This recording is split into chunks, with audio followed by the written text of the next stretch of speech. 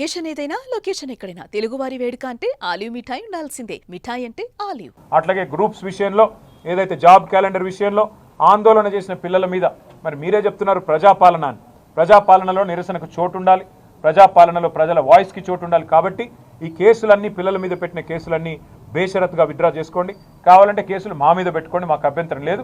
కానీ పిల్లల మీద పెట్టిన కేసులు ఉపసంహరించాలని చెప్పి కూడా మా పార్టీ తరఫున డిమాండ్ చేస్తూ మళ్ళీ ఒకసారి పత్రికా మిత్రులందరూ కూడా ఈ పోరాటంలో మీరు కూడా సహకరించారు పిల్లలకి. మీకు కూడా ప్రత్యేకంగా మీడియాకు కూడా హృదయపూర్వకంగా ధన్యవాదాలు, అభినందనలు. Thank you.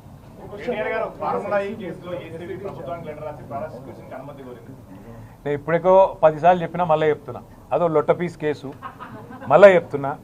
నేను ఇగో ఇక్కడనే నిలుచుంటా, కావాలంటే రేవంత్ రెడ్డి వస్తాడా, ఏసీబీ డీజీ గారు వస్తారా, ఇట్లే లైవ్ కెమెరాలు ఇట్లే పెట్టుండ్రి, లై డిటెక్టర్ టెస్ట్ పెట్టుండ్రి. నేను ఇక్కడనే ఉంటా కదలా. లై డిటెక్టర్ టెస్ట్ పెట్టుండ్రి, దూద్ కా దూద్ పానీ కా పానీ. అరే నేను చెప్తూనే ఉన్నా, హైదరాబాద్ ప్రతిష్ట పెంచేదానికి, తెలంగాణ ప్రతిష్ట పెంచేదానికి ఎస్ బరాబర్ ఆ రేస్ ఇక్కడ కొనసాగాలి. మొదటి సంవత్సరం బ్రహ్మాండంగా జరిగింది, ఇంకా 3 ఏళ్ళు ఇక్కడనే ఉండాలి. హైదరాబాద్లో మొబిలిటీ వ్యాలీ రావాలి, హైదరాబాద్లో పరిశ్రమలు రావాలి, మా పిల్లలకు ఉద్యోగాలు రావాలి. ఒక sunrise sector sustainable mobility అనేది, ఈవీస్ అనేది, ఎలక్ట్రిక్ వెహికల్స్ అనేది ఒక ఎదుగుతున్న రంగం. ఆ రంగంలో ప్రోత్సాహకాలు ఇచ్చి పరిశ్రమ ఇక్కడ వేళ్ళూనుకోవాలంటే ఈ రేస్ను ఒక ఆకర్షణగా పెట్టి దాని చుట్టూ పరిశ్రమను విస్తరించేలాగా చేయాలనేది ఒక ఆలోచనతో మేము ప్రయత్నం చేసినాము.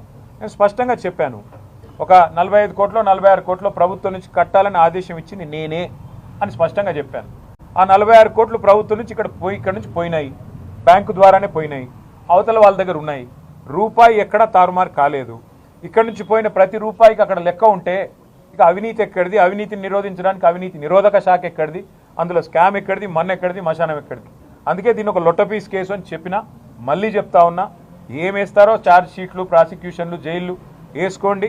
నేను లైవ్ టీవీల ముందు మళ్ళీ చెప్తున్నా, నాకు ఎంత దమ్ముంటే నేను చెప్పాలి. ఈ దేశంలో రాజకీయ నాయకుడు అని చెప్పినాడవే, నా మీద ఏమైనా కేసు పెడితే రారాబాయి చూసుకుందాం, పెట్టు లై డిటెక్టర్ అన్నాడు 2 వరకు. నేను చెప్తున్నా రా, నేను తప్పు చేయలే, నిజాయితీగా నేను ఈ రాష్ట్రానికి ప్రతిష్ట తెచ్చే ప్రయత్నం చేసిన. పెడతావా పెట్టు కేసు, ఏమయ్యేది నీ లొట్టపీస్ కేసుతోని? ఈ లొట్టపీస్ కేసుతోని, లొట్టపీస్ ముఖ్యమంత్రి గారితోని మాకేం ఫరక్ పడది. ఆయన ఏం చేసినా, ఎన్ని కథలు పడ్డా మేము ఇట్లనే పిల్లల తరపున కొట్లాడతాం, రైతుల తరపున కొట్లాడతాం, నువ్వు ఇచ్చిన హామీల కోసం, మహిళల కోసం కొట్లాడతాం. మేము మాత్రం కాంగ్రెస్ ప్రభుత్వాన్ని వదిలిపెట్టం కాక వదిలిపెట్టం. 6 గ్యారంటీలు అమలయ్యేదాకా, నీ 420 హామీలు నెరవేర్చేదాకా నిలదూస్తూనే ఉంటాం, నిజాన్ని బయటికి లాగుతూనే ఉంటాం. Thank you. 44 కోట్ల రూపాయలు పార్టీకి చందాగా వచ్చినాయనేది ఏసీబీ నిర్ధారించినట్టు చెప్తున్నారు అని మీడియా ద్వారా లీకులు తప్ప ఒక్కడన్నా ముందుకొచ్చి మాట్లాడి ఉన్నాడు? ఒక అధికారి ముంగటికి రాడు, ఒక మంత్రి ముంగటికి రాడు. ఇలాంటి చేతగాని వాళ్ళు లీకుల ద్వారా ఎన్ని రోజులు బతుకుతారు నాకు అర్థం కాదు. పెట్టమని కేసు. ఇప్పటికి నన్ను 3 సార్లు పిలిచిండ్రు, 8 గంటలు పెట్టినరు. నేను చెప్పిన దమ్ముంటే రేవంత్ రెడ్డిని రమ్మని, ఆయన మీద ఏసీబీ కేసు ఉంది, నా మీద ఏసీబీ కేసు ఉంది, రా ఇద్దరం కూర్చుందాం. నువ్వు బ్యాగులు మోసినవా లేదా, నువ్వు బ్రహ్మాండంగా పైసలు పంచినవా లేదా, ఎమ్మెల్యేలను కొనుగోలు చేసే కేసులో దొరికినవా లేదా, నువ్వు దొంగవా కాదా నువ్వు చెప్పు, నేను కూడా ఉంటా. ఇట్లా పక్క నిలబడదాం, ఇద్దరం లై డిటెక్టర్ టెస్ట్ పెట్టుకుందాం.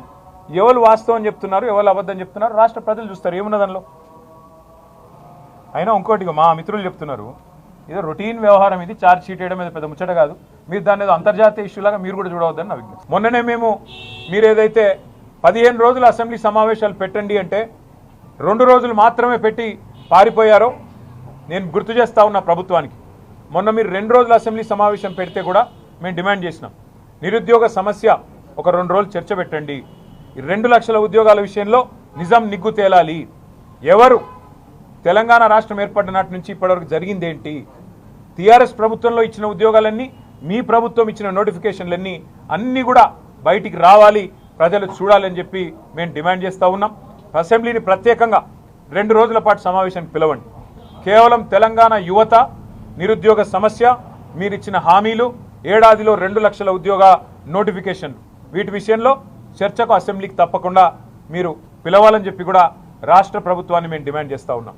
మీకు చిత్తశుద్ధి ఉంటే రాహుల్ గాంధీ గారు అశోక్ నగర్కి వచ్చి చెప్పిన మాట నిజమే అయితే, మొదటి సంవత్సరంలో ఇస్తాం 2 లక్షల ఉద్యోగాలని చెప్పిన మాటలో అనుమాత్రం వాస్తవం ఉన్నా, లేదా మీరు ఇచ్చిన హామీలో నిజాయితీ ఉన్నా వెంటనే ప్రభుత్వం స్పందించాలే.